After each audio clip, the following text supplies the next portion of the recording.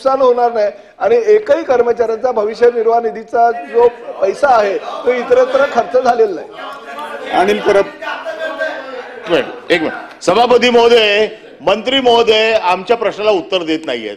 खर्च किती झालाय, पगार किती झालाय, शासनाकडनं किती पगार येत आहे। साधा नियम असा आहे, तुम्ही प्रॉव्हिडंट फंड ऍक्ट काढून बघा।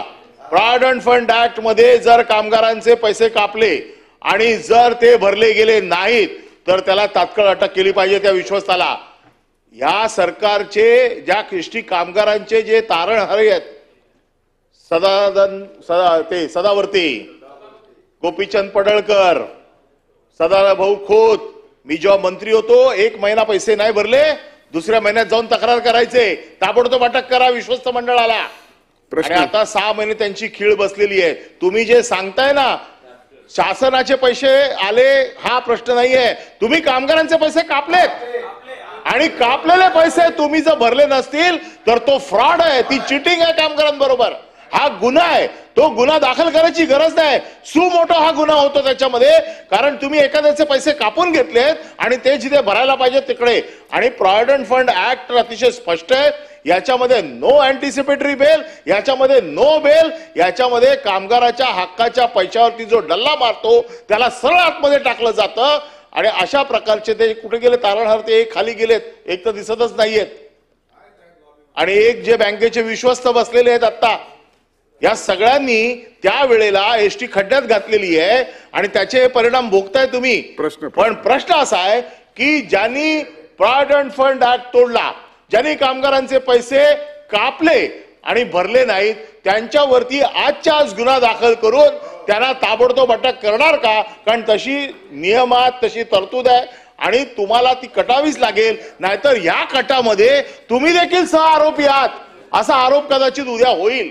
कारण आता तुम्ही परत एसटी मंडळावर आलात अध्यक्ष म्हणून, आमच्यावरती हा आरोप व्हायचा आणि म्हणून तुमच्यावरती आरोप व्हायला नको असेल तर आजच्या आज एसटीचा कोण जो अध्यक्ष असेल, जो कोण असेल, त्याच्यावरती जो एमडी असेल किंवा हे जे विश्वस्त मंडळ आहे, तुमचं प्रॉव्हिडंट फंडला डायरेक्ट जात नाही, तुमच्याकडे ट्रस्ट आहे एसटीचा, या एसटीच्या ट्रस्टीना ताबडतोब आजच्या आज अटक करून ताबडतोब कामगारांच्या पैशाला दिलासा देणार का? आणि हे पैसे ताबडतोब किती दिवसात त्यांच्या खात्यात जाणार हे जरा स्पष्ट करा। मंत्री महोदय।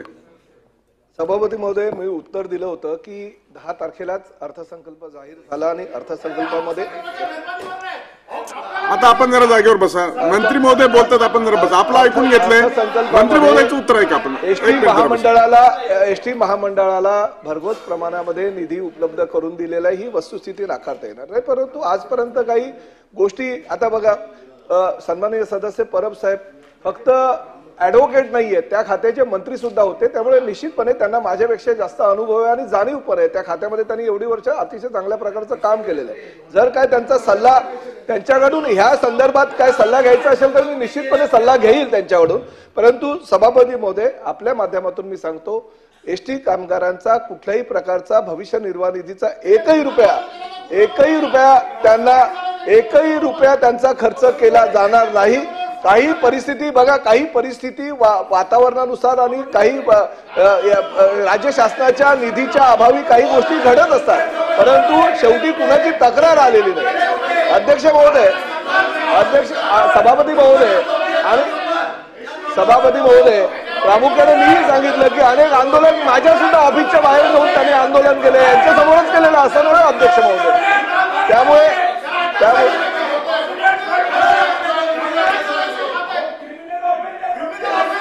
आपण मंत्री महोदय उत्तर द्या।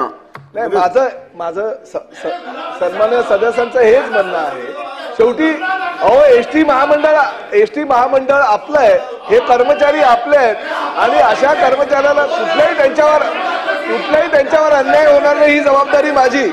आणि त्याचबरोबर